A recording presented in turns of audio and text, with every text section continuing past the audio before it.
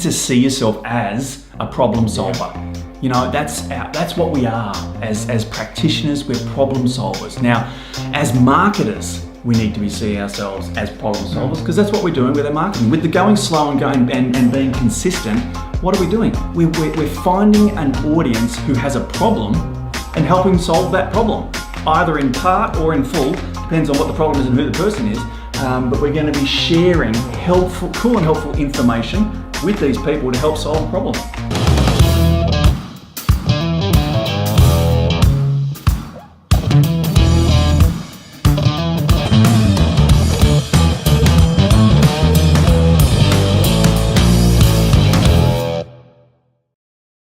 Welcome to the Marketing Your Practice podcast. Tony and Angus here, and we are going to fire off a big one here because we've got some tips and tools and a really important message, because it's all around trust.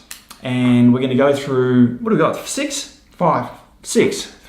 5 plus 1. 5 plus 1. We're going to go through 5 plus 1 tips on how to build trust. How to be that trusted advisor. We all, as health professionals, we've got messages to share, we've got passion to get out there, and we have a special something that is going to help your community get healthier, get more well, thrive, and why shouldn't it be you that delivers that? Why shouldn't it be you that is seen as what Angus and I refer to as the community influencer? Listen up, because unless we're doing these things, we're not building trust. And as we often say, trust is the number one game changer of you becoming that go-to person in your community. So we'll go through these 5 plus 1 strategies and let you know how to do that. Trust is one of the most scarce yet valuable resources. And if we think about the kinds of marketing that might have used to work for us in the past, that don't work now. The reason they're not working now is because of the decline in trust. So right now is an absolute low point, and probably, in another 12 months it'll even be worse, particularly with regards to the way that trust is able to be conveyed over the internet. It's at an all-time low, and particularly here in Australia. And I want to make the point that rightfully so. Absolutely. Rightfully so, we should be less trusting instantly of people, because there's cowboys out there. Everyone's an expert or wants to be one. We need to be a little skeptical. There was a time that if you just had a website, that was amazing, and that was a patient-attracting vehicle. And then if you got into social media and you built up your fans, as they were called in the early days, and that was fantastic and generated patients. And then the first people to start using videos, the same kind of things. But these basic structures or mediums like we used to work don't work, because we've seen them all beforehand. So many of us have been down this path, particularly health-wise. We've bought the diet, we've bought the shakes, we've been to the person, and it hasn't delivered, it hasn't followed through. And so there's this level of skepticism that's built up, and we need to work out, how do we break through that? How do we position ourselves as the authority, as the expert? How do we do this in a heart-centered way that's not pushy? Because we've all had those people get on the phone with us, and it's unpleasant. There's that saying that, we hate to be sold, but yet we love to buy. So we want to give our audience buying experiences where we don't have to sell them as well. And that's really what we're going to talk about in this 5 plus 1 different strategies as well. So the first one is all about going slow. What do we mean by that? Well, this is playing the long game. This is using that dating analogy of we don't walk into the bar and ask the first person to marry us. We want to be building relationships with people in your community that you would like to have come into your practice. And it doesn't happen overnight. You're going to get a different type of person if you ask for marriage on the first date, i.e. come in for this cheap offer. 27 people get the initial consultation at half price, whatever. You're going to get a certain type of person that is attracted to that and is going to come in. Are they necessarily the right person for long-term care or whatever the vision is for your practice? Well, maybe not. We certainly recommend playing the long game. This is about nurturing relationships with people to then increase that level of trust one step at a time, till then when they want to buy, they will think of you and come and buy, not being that pushed to sell. The kind of community influencer and communication strategy that Tony and I talk about mirrors the same way that we practice, in that when a patient comes into us, a practice member, our approach in talking to them is saying, listen, health takes time. This is a process, not an event. It's taken a lifetime to get you into the state that you're in now, and it may take weeks, months, years to get you back to where you need to be. Now, the same comes when we talk about your marketing. The quick fix for that person is take a painkiller. The quick fix marketing might be to run one of those strategies that we talked about beforehand, which is the, half price initial cheap initial consultation. It's 5 + 1. Whew, yeah. But we've seen the kind of results. We see the kind of results of somebody who constantly covers up their symptoms with painkillers. If you're constantly covering up your community outreach with these deals all the time, then you're going to get the same kind of result, that person is that's covering their symptoms. So you have to look it takes time, and it'll lead into point 2, where really what we're talking about is the buying cycle. And this is this concept that we often talk about in communication and marketing, which is what the length of time and the number of touch points it takes for somebody to have enough confidence for them to make a buying decision with you. And it takes time. Facebook's recent stats were 43 days is what it takes. I've seen much longer than that. That's what they're saying in particular kind of niche there too. I looked at a case study the other day where somebody had 900 touch points before they bought their car. So that's the kind of research that people are doing. Even an interview we just did recently, if you haven't seen it, with Alan Dibb. And he said, it was 2 years between someone first being initially exposed to his brand and then choosing to become a one-on-one client with him. Yeah. And he was saying that if he had given up through that and gone, he's just a tire kicker, then he would not have got that one-on-one client. So for some people, it just can take a long time. Yeah. So our first point was be slow. Second is be consistent. You need to show up all the time.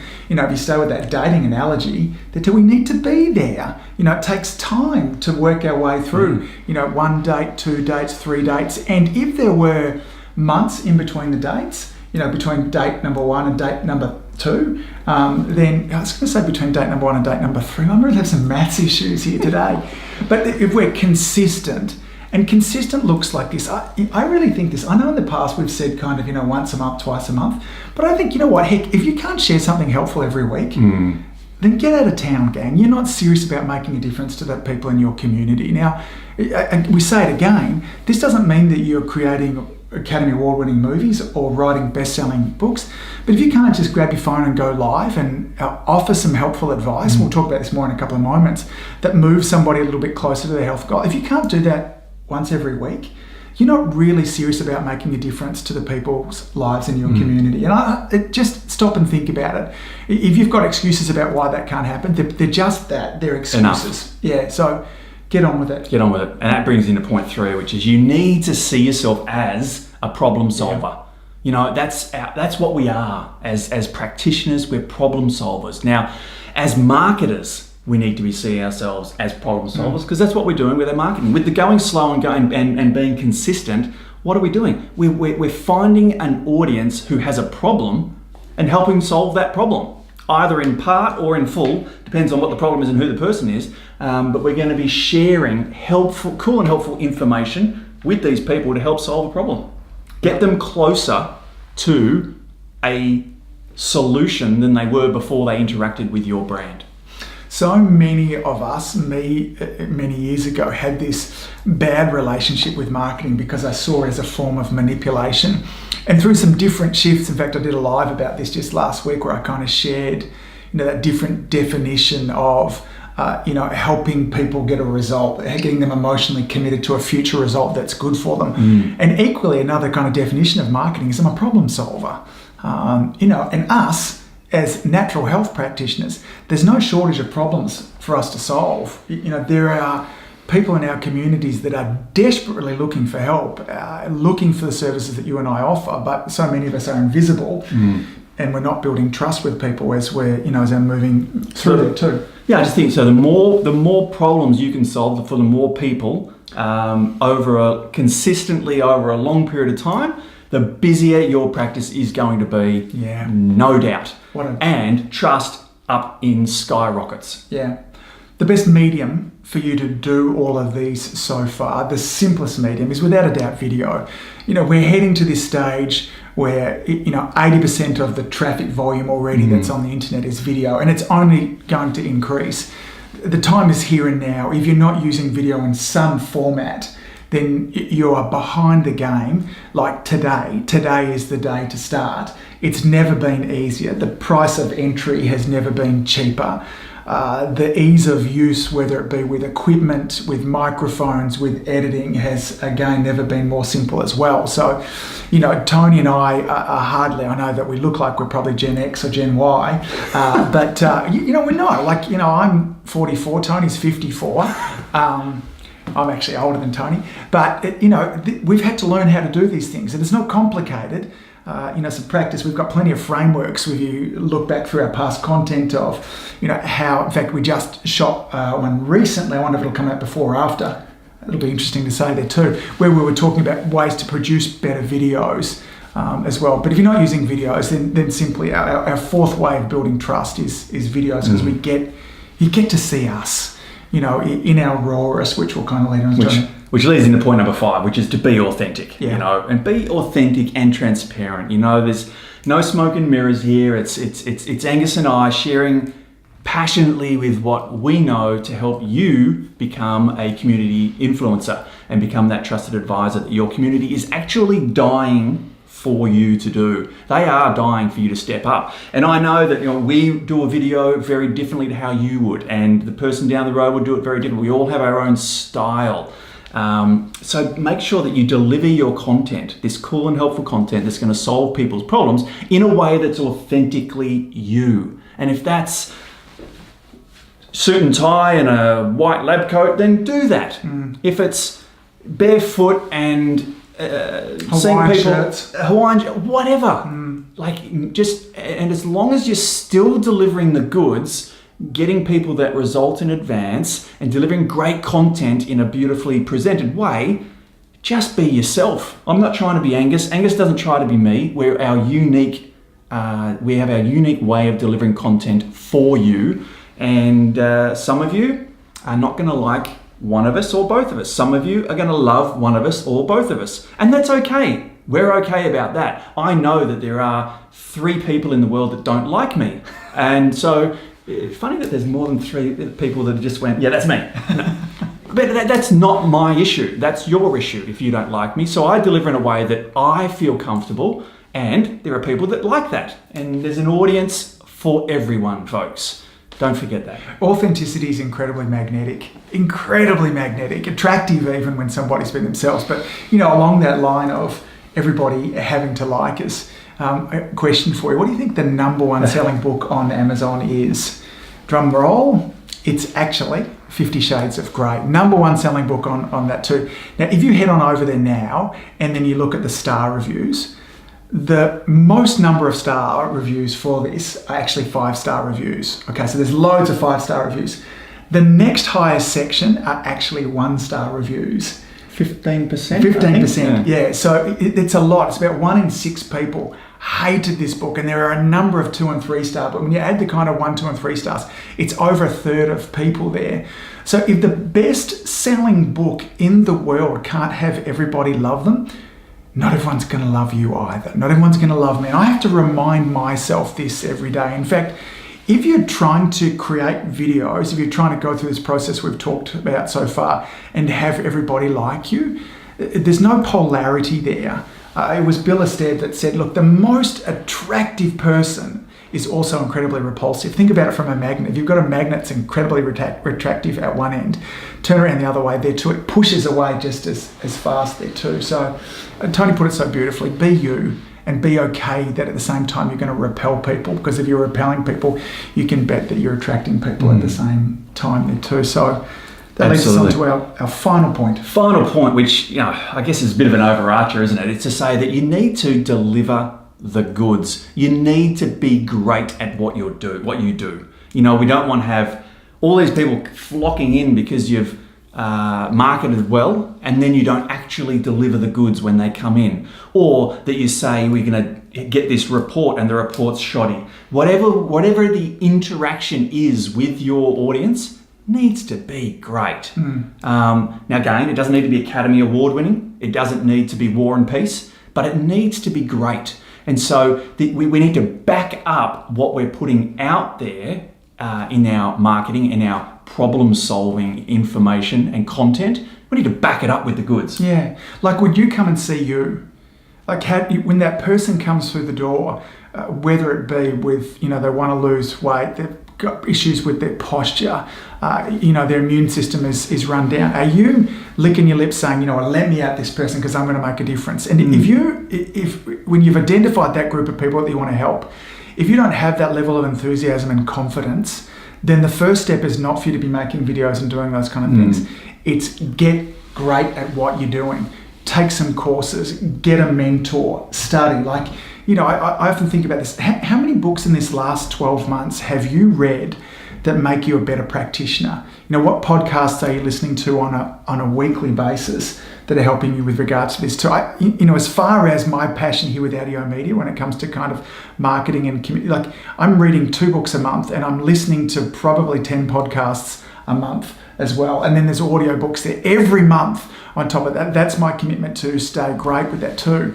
Now, where's yours at? And maybe that's the first thing you get out of this, How I Build Trust, because there's something invisible that radiates from somebody that has certainty, that just says, I got this. I'm great at what I do. I think I shared with Tony a story of a patient of mine who found himself in a situation last year, who fell down the stairs, kind of got wobbly at the feet, fell. When he woke up, he woke up in the hospital, ran a CAT scan, realised he had a tumour about the size of a lemon in his frontal lobe, and 24 hours later was booked in for surgery, had the tumour removed. And David tells a story about waking up and the surgeon coming over, putting his hand on David's shoulder and saying this, I cut that bastard out and I threw it in the bin. We got it, David.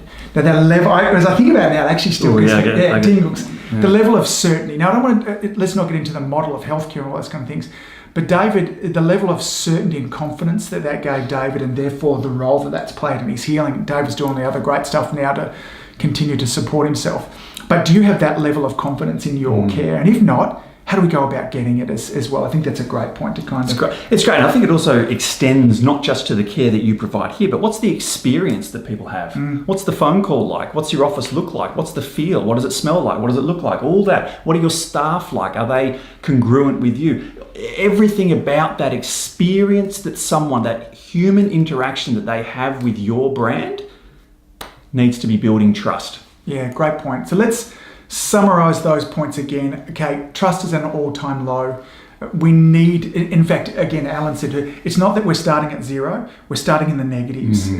And for one, because of the internet, but two, because of us often as alternate complementary healthcare practitioners, we're often in the negatives there too. So step number 1 is start slow. Go slow. Number 2 is be consistent. 3 is see yourself as a problem solver. That's really what we're about. 4 is use video. Yep. 5 is be authentic. And 6 is, I'm going to get this time, stay with me, because I've remembered all of these off there. Go. Be great. Be great. Deliver the goods. Deliver the goods. I got there in the end there with the 6 points without 5 plus 1, there you go. There they are, the 5 plus 1. Any final thoughts? Well, final thoughts. I mean, a couple of things. One is we've got a pretty exciting event coming up later this year. Yes. August 24, 25. It's called Community Influencer Live. It's here in Melbourne. So for you Aussie folks, get down there and hey, travel in from wherever you can. It's going to be a hoot. We've got quite a few speakers. We're going to be going through a whole lot of information on delivering some great content for you guys to upskill in this level of digital marketing, branding, becoming that community influencer. So team building, motivation, mindset, and some real tactical stuff. Videos, some Facebook strategy. Yep. Absolutely. So if you want to be there, jump on to adiomedia.com and there'll be a link there to Community Influencer Live. Get in there quickly. We are limited seats. The prices it is. I mean, we literally have 150 spots for it. That's as much space as we have in there. And depending on when you're listening to this too, we're early bird and super early bird, and the price just jumping up all the way as well. So don't muck around with regards to that. If you're wanting to get up to speed, like I said before, if you're not using video, now's the time to start. Gang, don't get left behind, and don't use age as an excuse. It's just flat out not. We can do these things as well. So, till next time, keep saving lives. Thanks for all that you do. Over and out.